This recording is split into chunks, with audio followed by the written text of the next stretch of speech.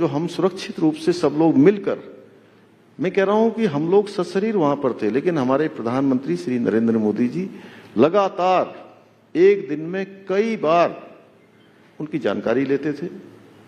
जिस प्रकार की टेक्नोलॉजी की वहां पर जरूरत होती थी, अगर मशीन लानी हो, चाहे उसमें अच्छे टेक्नोलॉजी को जानने वाले वैज्ञानिक लाने हो, अनुसंधान करने वाले लाने हो, देश दुनिया के लोगों को बुलाना हो, ऑस्ट्रेलिया से भी जो है वहां पर इसके विशेषज्ञ आए, उन सबको करना हो, वो सारा का प्रबंध हमारे प्रधानमंत्री मोदी जी के कारण ही हमको वहां पर इतनी बड़ी सफलता मिल पाई और हम 41 लोगों को बचा पाए। भारत सरकार की अनेक एजेंसियां और पूरे देश के लोगों ने, और मैं कहूं कि देश ही नहीं दुनिया के लोग दुआएं कर रहे थे उनको बचाने के लिए। आपको उस वक्त याद है पीएम से जो आपकी लगातार बातचीत हो रही थी, कोई कॉन्वर्सेशन जिससे आपको लगा कि उसने बड़ा हौसला दिया इस पूरे रेस्क्यू ऑपरेशन को पूरा करने? नहीं, मैं आपको बताऊं कि प्रत्येक दिन, एक दिन हो, 2 दिन हो, जब 60 मीटर का लगभग ऐसा रास्ता था जहां वो फंसे हुए थे और पाइपलाइन डाली जा रही थी जिससे उनको निकाला जाए, तो पहले दिन ये हुआ कि बहुत सामान्य हादसा है और जेसीबी चलेगी, पोकलैंड चलेगी, सारा मलबा हटा देगी और इन लोगों को हम बाहर निकाल लेंगे। दीपावली के दिन हुआ था, मुझे याद है, 12 नवंबर को। तो शाम को फिर वो मलबा हटाने लगे लोग, तो थोड़ा मलबा हटाते थे तो ऊपर से भयंकर रूप से चट्टान नीचे आती थी। फिर ये हुआ कि पाइपलाइन डाली जाएगी, पाइपलाइन 5-6 फुट गई, 5-6 मीटर, उसके बाद बड़ा रॉक आ गया, हार्ड आ गया, फिर रुक गया। तीसरा दिन, चौथा दिन, 5वां दिन, 7वें 8वें दिन ऐसा लग रहा था कि अब जो है हम ये पाइपलाइन तेजी से अंदर डाल देंगे। तो 42-44 मीटर पर जाकर फिर पूरी मशीन फंस गई अंदर, जो आगर मशीन होती है, एक नई टेक्नोलॉजी है, वो मशीन अंदर जाकर पूरी बैंड हो गई। अब उस समय तक जो मजदूर लोग जो अंदर थे उनसे हम बात कर रहे थे, तो हमने उनको कहा था कि हम आपको जो है 1-2 दिन में बाहर निकाल लेंगे। जब मैं वहां पहुंचा कुछ काम करके, मैं रोज वहां पहुंचता था, रोज वहीं रहता था मैं भी, सारे काम मैंने अपना कैंप कार्यालय भी वहां पर खोल लिया था।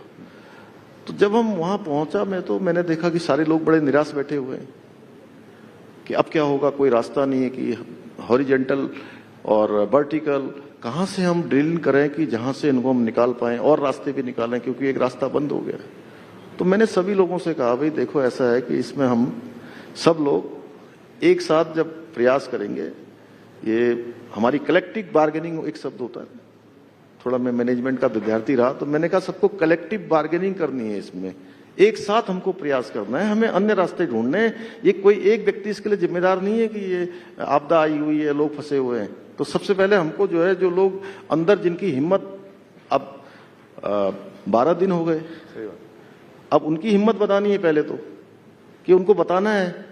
मैंने कहा मैं पहले उनसे बात करने जा रहा हूं।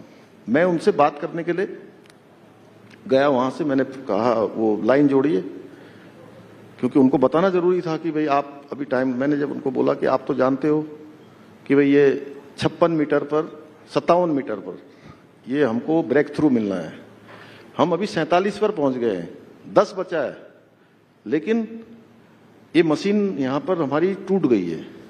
अब इस मशीन को काट काट के बाहर निकालना पड़ेगा। वो कठिन काम था, पाइप के अंदर जाकर मशीन को काटना, और गर्मी हो जाती थी अंदर, हाथ से काट के फिर उसको बाहर निकालना, और 1 मीटर काटने में लगभग 3 घंटे का समय लगता था। तो उनको मैंने कहा कि भाई हम 10 मीटर दूर हैं आपसे, और अब ऐसी ऐसी स्थिति पैदा हो गई है, मुझे लगता है कि 2-4 दिन 5 दिन और लग सकता है। तो मैं सच में, मुझे अच्छा ये लगा कि जो हमारे श्रमिक भाई उसमें फंसे हुए थे, जो उनके लीडर थे, गब्बर सिंह नेगी, अखिलेश, एक सबा खान बिहार के थे, तो इनसे मैंने जब बात करी तो इन्होंने मुझे बहुत जोश दिलाया।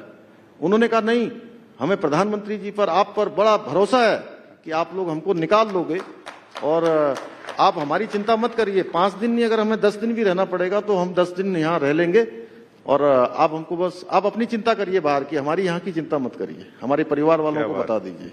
तो उनका हौसला था, और अगले 5 दिनों तक फिर चला, और भगवान की ऐसी कृपा हुई, वो सारे के सारे सुरक्षित निकल गए। मैं सच बताऊं, जब वो सबके सब बाहर निकल गए तो तब मुझे एहसास हुआ कि अब कोई दिक्कत नहीं, क्योंकि हर दिन सवेरे होती थी 8-9 बजे के बीच में प्रधानमंत्री जी का फोन आ जाता था।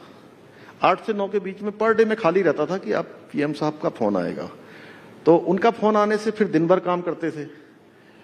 लेकिन कई बार ऐसी स्थिति होती थी कि आसमान को देखते थे कि भाई अब करें तो करें क्या, कौन सी टेक्नोलॉजी लाएं, कौन सा काम करें, क्या कहें, किसको कहें। कहीं कोई जगह नहीं बचती थी। सब कुछ था, पूरा देश उनके लिए दुआएं कर रहा था। जब वो निकल गए बाहर तो मैंने आसमान को देखा तो मुझे लगा कि मेरे आंसू निकल जाएंगे। तो मैंने फिर अपने को संभाला, तो बाहर आया तो फिर रात को लगभग 10-10:30 बजे का टाइम होगा, तो फिर प्रधानमंत्री जी का फोन आया। उन्होंने सभी को शुभकामनाएं दी और सबको बताया कि मेरी तरफ से सबको बता भी देना। उन्होंने फिर होटल में जो लोग हमारे जो श्रमिक निकले थे उन सभी से भी बात करी रात को ही। जब ये 8-9 बजे के बीच प्रधानमंत्री का फोन आता था तो आपको तनाव रहता था कि अब फिर बॉस का फोन आने वाला है? नहीं, उस समय तो उनका फोन आना माने कि एक तरह से हौसला बढ़ता था कि हमसे ऊपर वो हैं। नहीं तो वहां तो ऐसा लगता था कि कोई है ही नहीं, अब किसको कहूंगा मैं वहां। मैं खुद एक राज्य का मैं प्रमुख वो हूं और उसमें मैं किसको कहूं, क्या करूं, कोई रास्ता ही नहीं सूझता था। धामी जी, ये भी बताइए प्रधानमंत्री के साथ आपका काम करने का अनुभव क्या बताता है? क्योंकि बाहर जो इकोसिस्टम माहौल बनाता है कि नरेंद्र मोदी बहुत ऑटोक्रेटिक हैं, सुनते नहीं, उनको कोई फर्क नहीं पड़ता, मतलब अपनी दुनिया में रहते हैं। आपने एज अ सीएम जब उनके साथ काम किया, आपका अनुभव क्या है? देखिए, मैं आपको बताऊं कि मैं भी पहले ऐसा सोचता था। अच्छा। मैं अब चूंकि मेरा उधर देख रहा हूं कि टाइम भी पूरा हो गया, लेकिन मैं आपने बताना जरूर चाहता हूं, आपने मुझे कहा तो। मैं जब पहली बार इस जिम्मेदारी पर आया तो मैं उनसे मिलने के लिए गया। उस समय कोरोना चल रहा था। तो मुझे लगा कि एक कमरा खुला। मैं प्रधानमंत्री निवास में पहली बार गया था। एक बार अटल जी के समय में गया था पहले, लेकिन उतना अंदर नहीं गया था। तो इस बार मैं ये जिम्मेदारी मिलने के बाद लगभग 3 साल पहले की बात है, मैं गया तो एक दरवाजा खुला।